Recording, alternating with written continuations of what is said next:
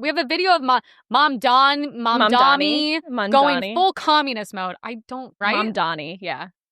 Go further toward the Vienna model. We'll have to go beyond the market. We can establish community land trusts to gradually buy up housing on the private market and convert it to community ownership. We can give tenants a right of first refusal to buy out their landlords when buildings go up for sale.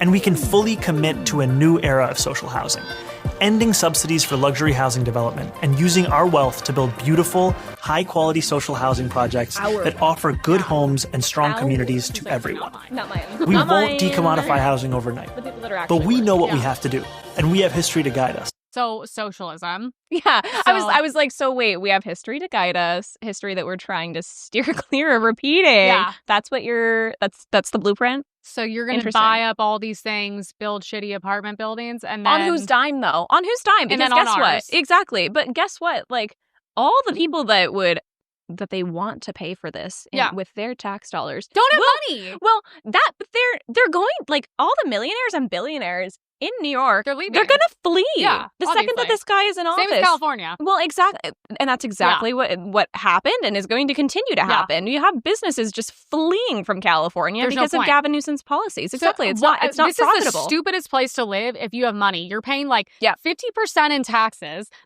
And then everything's getting worse around you. The service is getting worse, the homeless, the crime. I mean, you can't even leave your car. People are either hitting it or robbing it, whatever it is. And then it's like, of course, if you have a business here, you're just an idiot at this point. Exactly. Restaurants can't stay alive. All the lesbian baristas want to be paid $35 an hour. The service is shit. So you have everyone leaving. So all that's going to be left is the broke hipsters. And it's like, they're barely paying taxes. Exactly. It's like, what are they going to give you with their tax dollars? I would love to know. Because $30,000 a year. Yeah, exactly. I'm like, we might be super populated likewise as New York City, but it's not going to cover all this stuff that you guys want to do. It's just simply not going to. And that's why both of the California is so bankrupt, so bankrupt. Yeah. I mean, like, we're to the point where where is it going? Truly, where is it going? Because also the federal government is like on par to cut California off in the next few years. And I don't blame them one bit. Good. We deserve it. We do deserve it. And like,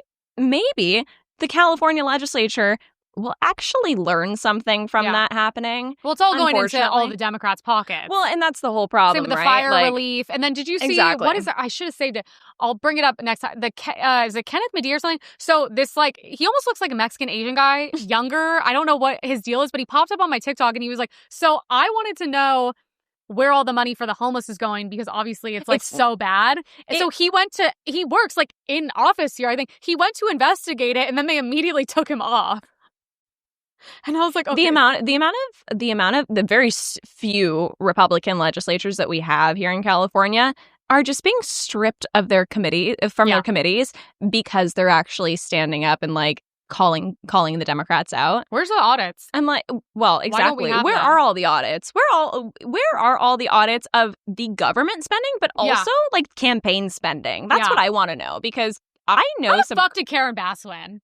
That's a phenomenal question. No one has ever heard of her before she ran. Right, exactly. Well, and the crazy thing is that had the fires, God forbid they ever would have happened, but had the fires happened pre-election, Rick Caruso would have won in a landslide. Well, he already won. Yeah. But he would have won in a landslide because his campaign would have been like, hey, do you want your house to burn to the ground? Right, exactly. Like, maybe vote for me. Yeah, exactly. He's like, look, my buildings are the only thing that survived in the Palisades. Yeah. So, and I don't go to Uganda. Exactly. So and I don't run off to Uganda for a little taxpayer-paid vacation. Well, how crazy she elected that lesbian that was the head of the fire department, and then the second she ratted her out, she was like, "You're gone," and fired her. And I was like, "Oh my god!" Also, how much was she getting paid? It was like upwards of like $750,000 or something like that. It was unreal. Insane. So that's the thing. They're paying their friends jobs. Then they're like, "You support me," and then you say nice things about me, and this all looks like it's like natural. Yeah. I mean, I tell people, I'm like, look, our elections are messed up at a big level, but there's nothing more corrupt than the small local level. 100%. Especially in the big cities like Los Angeles, like San Francisco, like New York City. It is just because there's so much money in them. But guess what? They're not allocating that to things that the constituents actually want and what's going to benefit the city and the people of the city. It's going into the the elected officials' pockets or the appointed officials' pockets. That's why someone you've never heard of, the head of homeless, makes $600,000 a month. How the hell does she make more than POTUS? Because right? Doesn't he make like $300,000? Right. Yeah. So it's like, how does some woman who's like ghetto, I've never heard of, make almost $1 million a year? Yeah. It's like literally our money. And then the problem's never been worse. And mind you, all of these elected officials, especially, when they're in office, quite literally nothing that they do comes out of their own pocket. Yeah. It's all taxpayer funded or it's campaign money. So that's the thing. People need to realize that all the hell that we've created, the hell we live in, has been done on our tab. Yeah.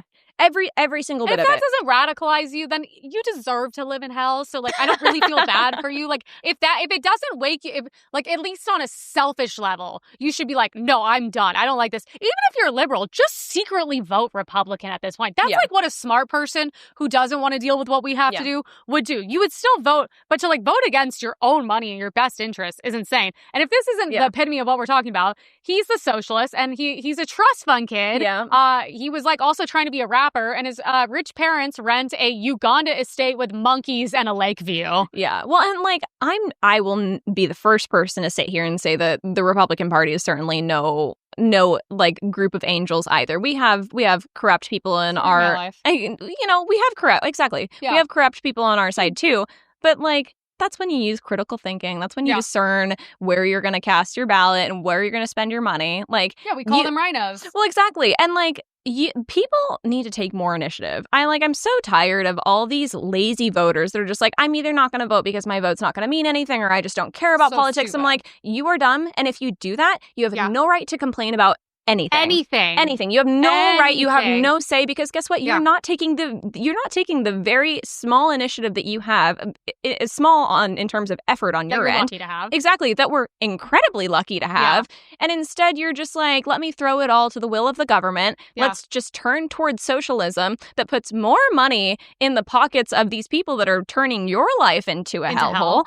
And you're just going to continue to suffer and suffer even worse down the line. Yeah. Like that's your rationalization. That's what I see on TikTok. That's ridiculous. Exactly. It's white girls living in New York City that are getting sucker punched in the face. And they're just like, the rich man should pay more for what I want to do, for my lifestyle, this, that, and the other. And it's like, actually, no, you should you should take away power from your elected officials, actually, put it back in your pocket and actually give the say back to the people instead of just handing it over to these corrupt politicians. That's the thing. I would laugh. Like one of the girls that is like a blogger Democrat got sucker punched in the face. This guy went around sucker punching girls in New York in the face. And he was like, of course, like a career criminal. And I'm like, but I don't feel bad because you literally voted for this. I only feel bad for the people that have to suffer.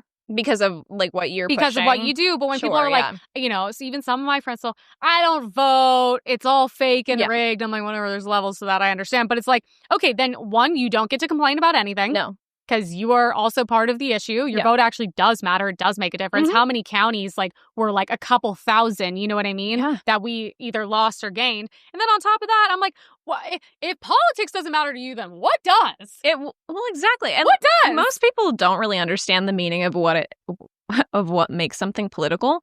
For something to be political, it simply has to be public. Yeah. Like, it's not just government. It's also culture. It's all the things Safety. Exactly. Like, money. It is quite literally everything that you encounter when you leave your 24/7.